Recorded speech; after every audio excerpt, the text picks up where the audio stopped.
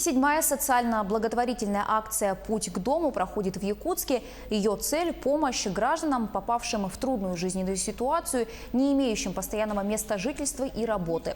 Проводится акция с 2018 года, и за это время за помощью обратились порядка 300 человек. Многие из них не только смогли вернуться в свои семьи, но и восстановить утерянные документы и трудоустроиться. На площадке работают палатки с горячим питанием, а также передвижной медицинский пункт.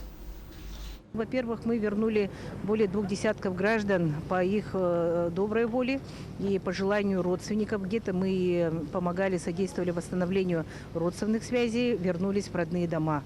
Поэтому, конечно, у нас участники акции убеждены, что если даже мы бы хотя бы в этот период помогли одному человеку, поскольку действительно помощь государства должна дойти до каждого конкретного человека, то не зря, как говорится, мы работаем. Но у нас тут результаты более 2 десятков. Работа действительно, она в этом смысле она сложная, потому что есть многие, которые давно утратили социальные связи.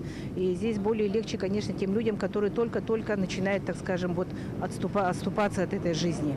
И действительно, сегодня речь идет о раннем выявлении и ранней помощи таким лицам.